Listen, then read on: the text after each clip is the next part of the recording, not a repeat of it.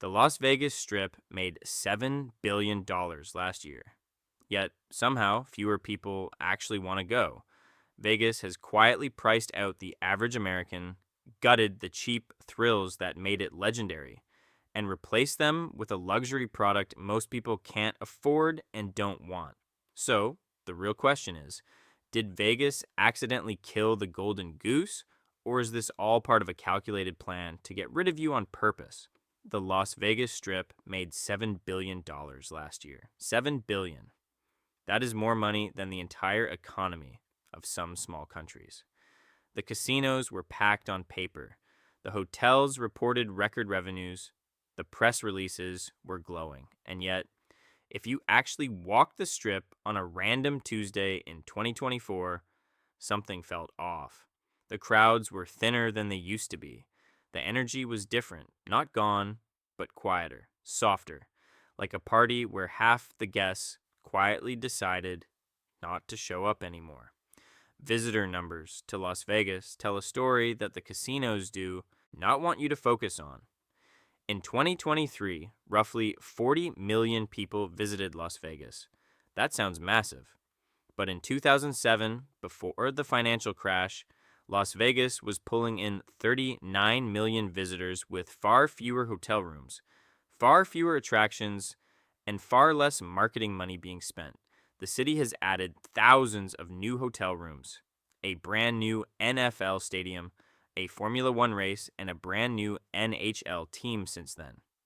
It has spent billions trying to pull people in, and the needle has barely moved. When you adjust for population growth across the United States, Las Vegas is actually reaching a smaller slice of Americans than it did 20 years ago. The city is running faster just to stay in the same place. Walk into any casino on the strip today and pay attention to what you see. The slot machines are still there, blinking and beeping in that familiar rhythm. The carpets are still loud and deliberately ugly, designed that way so you never look down and always keep your eyes up on the games. But look closer. Look at the people actually sitting at those machines. They are older, much older. The average Las Vegas gambler is now in their mid-50s. The younger generation, the people in their 20s and 30s who should be the next wave of loyal Vegas visitors, are largely not showing up to gamble. They are showing up for concerts, they are showing up for pool parties. But when it comes to sitting down and feeding money into a machine or pulling up a chair at a blackjack table, they are simply not interested in the same way their parents were. This is not an accident, and it is not a mystery. It is the result of a long chain of decisions that the Strip made, one after another, over the past 15 years. Decisions that made perfect sense on a spreadsheet, decisions that looked smart in a boardroom, and decisions that slowly and quietly made Las Vegas unrecognizable to the people who used to love it most. Think about what Las Vegas used to be, not in the Rat Pack era, not in the mob money era, but even just in the 1990s and early 2000s. Vegas was the place where a regular family, a regular couple, a regular group of college friends could go and have an absolute blast without spending a fortune. You could park your car for free. You could eat a massive buffet breakfast for $8.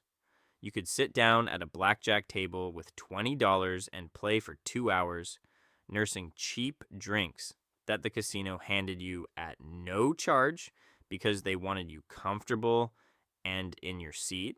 The rooms were not fancy, but they were cheap. The shows were not always world class, but they were affordable. The whole city operated on a simple, brilliant idea. Get as many people through the door as possible, make them feel good, and they will spend money while they are here. That idea built Las Vegas into the most famous entertainment city on earth. It worked for decades. Millions of Americans who could not afford a trip to Europe, who could not afford a luxury beach resort, could afford Vegas. They saved up, drove in, or flew in on a budget airline, and they spent 3 or 4 days feeling like they were living large. Vegas sold the fantasy of the high life to people who normally could not access it. That was the magic. That was the product. And then, piece by piece, Vegas took it apart. It started small. Resort fees crept in during the late 2000s. At first, they were $15 or $20 a night, and hotels framed them as a way to cover the cost of the pool and the gym and the Wi Fi. Annoying, but manageable. Then they climbed. By 2024, resort fees on the Strip range from $40 to $50 per night at mid-level properties. At premium hotels, they push past $60. You book a room advertised at $120 a night, and by the time the bill arrives, you are paying close to $200. That is not a fee. That is a different price. It is just hidden until it is too late. Then parking disappeared. For most of Vegas, history. Parking was free. It was part of the deal. You came, you parked, you gambled, you left. The casino made money on the back end. In 2016, MGM Resorts became the first major operator to charge for self-parking at its Strip properties. Others followed within months. Today, parking at most major Strip casinos costs between $15 and $25 a day. For a family driving in from Arizona or Southern California, a 4-night trip now includes a parking bill of $60 to $100 before they have even walked through the door. The buffets started dying next, not all at once, one by one. The Mirage Buffet, gone. The Bellagio Buffet, gone. The Rio's famous buffet, the one that used to stretch across a room the size of a football field with hundreds of dishes from dozens of cuisines, gone. The ones that survived got expensive. What used to cost $8 now costs $45. What used to be a spontaneous, joyful, slightly ridiculous excess of food became a planned, budgeted, carefully considered splurge. Every one of these changes made sense individually. Each one added revenue. Each one improved the profit margin on paper.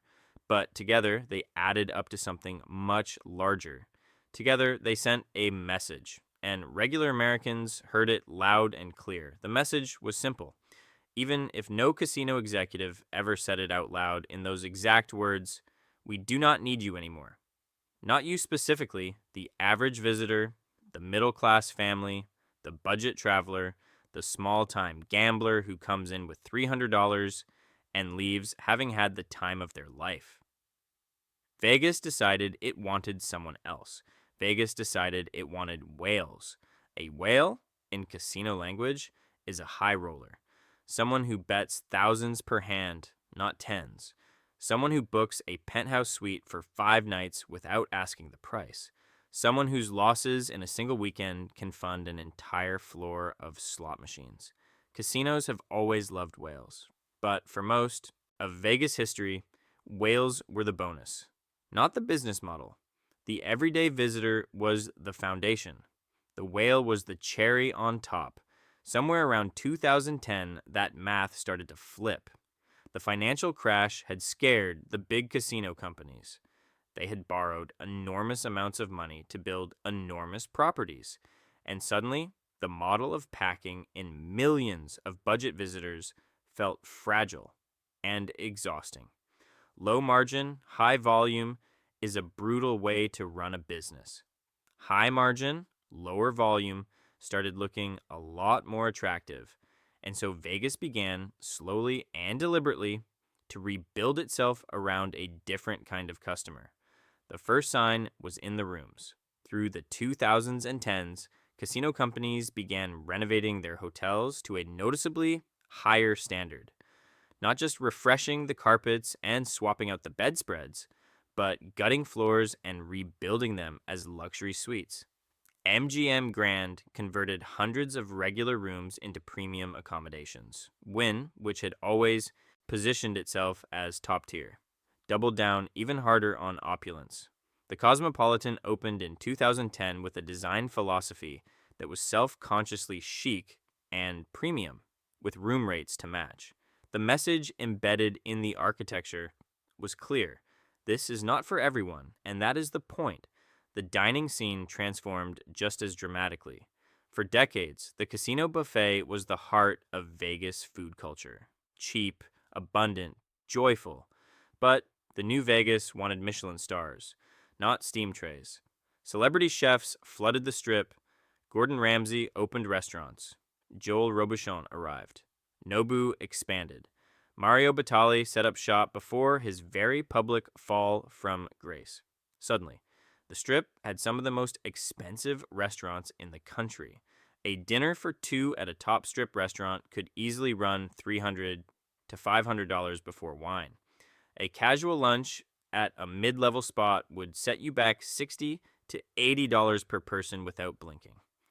The implicit message was the same one baked into the resort fees and the parking charges.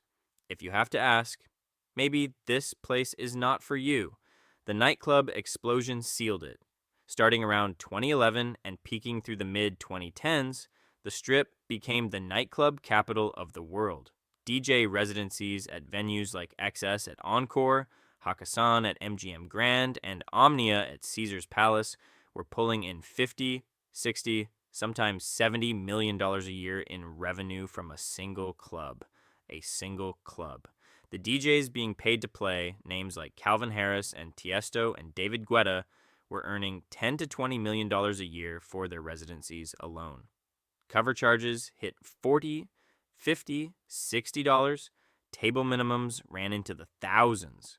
A table for 6 on a Saturday night at a top Vegas club could require a bottle purchase of $1,500 to $3,000 just to sit down, and young people paid it. At first, the spectacle was worth it once. The Instagram photos were incredible.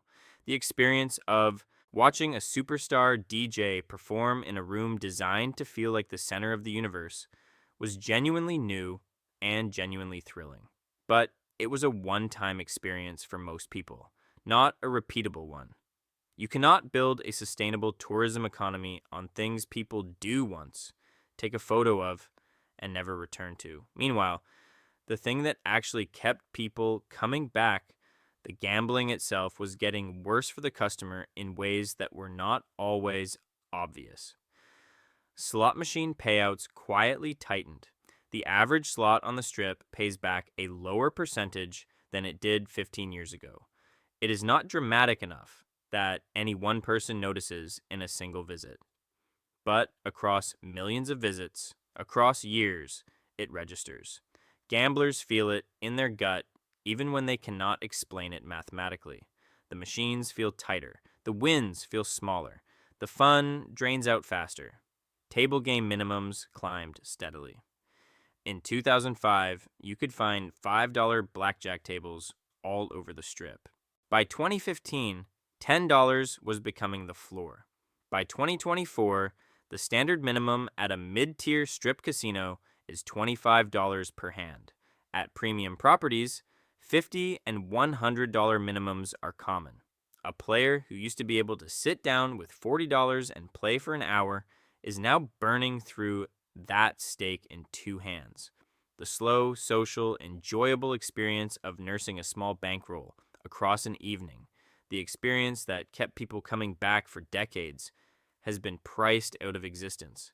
The math stopped working for the average visitor.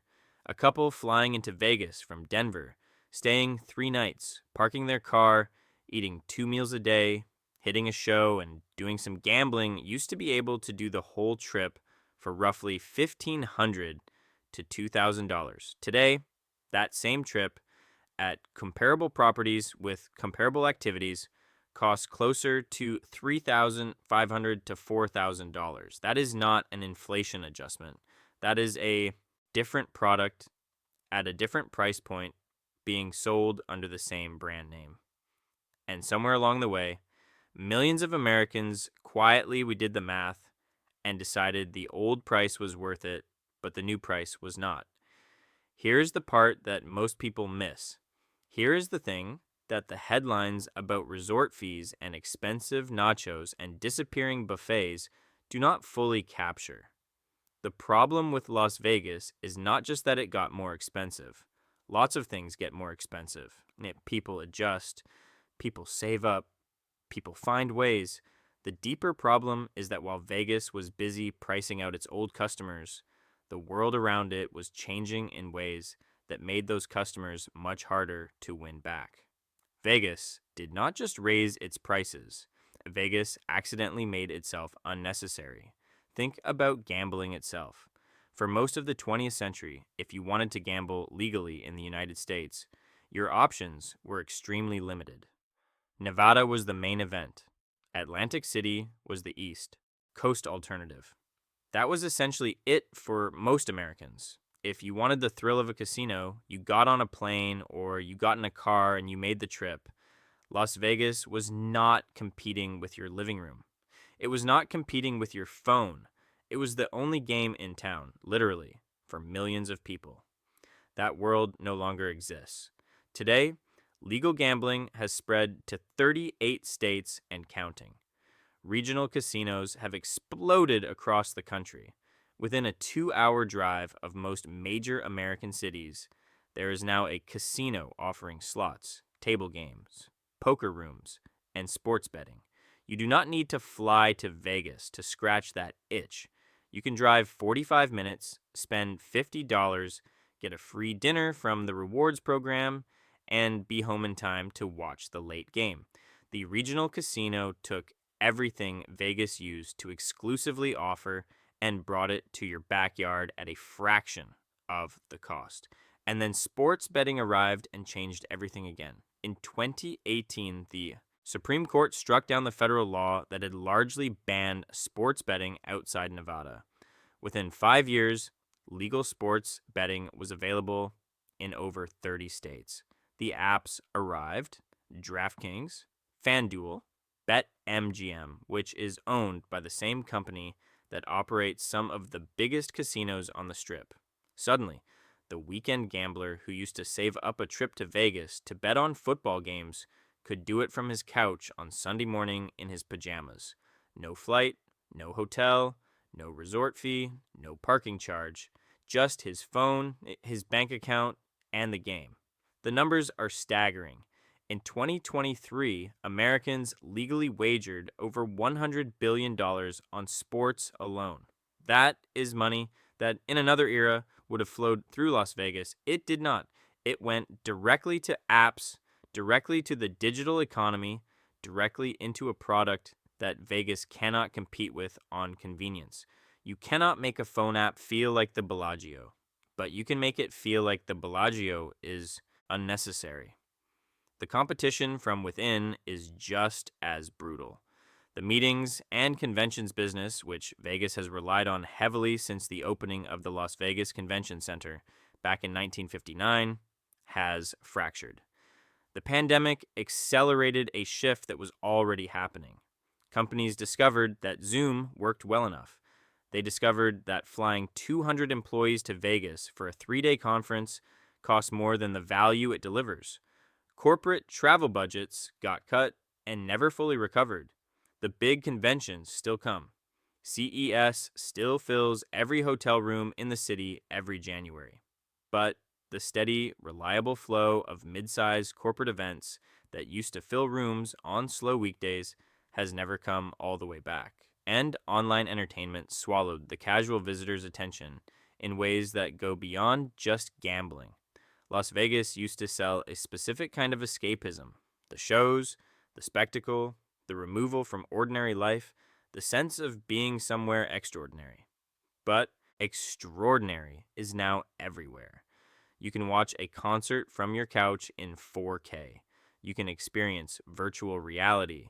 You can play incredibly sophisticated video games that offer narrative depth and visual beauty that no casino floor can match.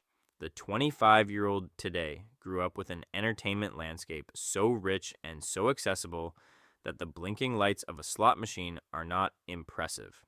They are quaint. Las Vegas understood some of this, which is why it went so hard after major live events. The logic was sound. The one thing a screen cannot replicate is being there in person. Live sports, live music, live spectacle, these things still pull people off their couches. Vegas spent aggressively to capture them. The Raiders moved from Oakland in 2020. Allegiant Stadium rose from the desert at a cost of nearly $2 billion. Formula One brought its Las Vegas Grand Prix to the Strip in November 2023, with tickets starting at $500 and hospitality packages running into the tens of thousands. The Vegas Golden Knights won the Stanley Cup in 2023. An MLB expansion team, the Athletics, relocated from Oakland and is set to begin play in a new downtown stadium. Vegas is now a legitimate major sports city. But here is the problem with the event strategy. Events draw people for the event. They do not necessarily convert those people into regular returning gamblers who keep the casino floors humming on a random Wednesday in February. The Formula One crowd flew in for the race weekend, spent enormous amounts of money, and flew home. Many of them were international visitors, wealthy enthusiasts from Europe and the Middle East, who are not going to become regular Strip visitors.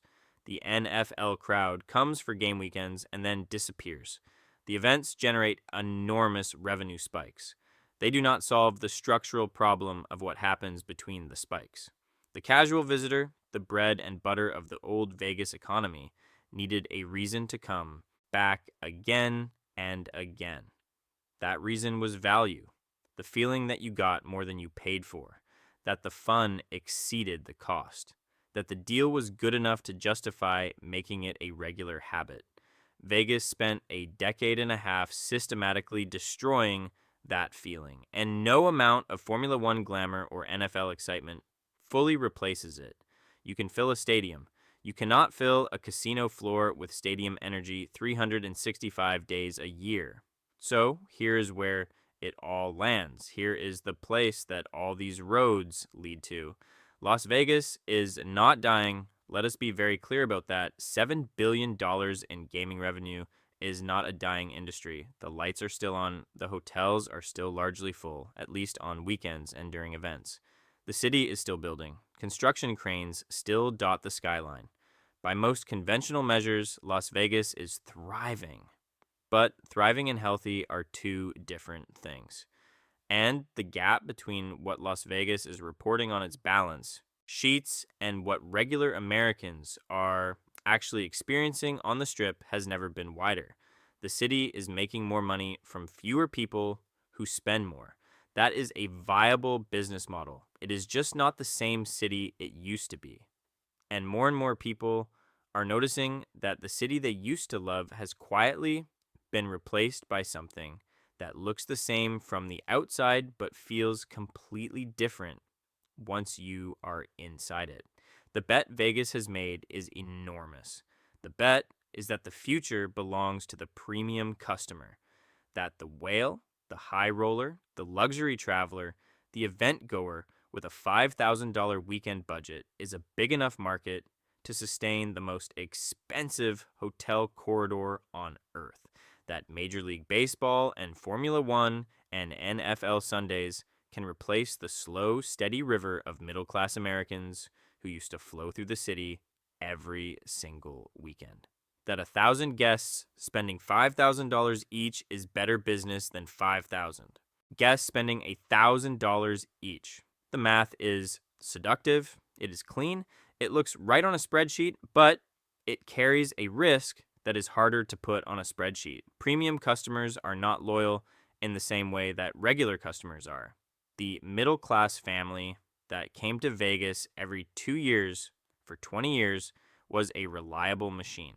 They came because it was their thing, because they knew the city, because they had memories there, because the value equation worked well enough to make it a tradition. Premium customers chase the next best thing. They go to the Maldives this year, Ibiza next year, Vegas the year after. Their loyalty is to novelty, not to place. The generation that built Vegas's mass tourism economy is aging out. The 55-year-old who has been coming to Vegas since they were 30 is still coming, but they are gambling less and spending more carefully.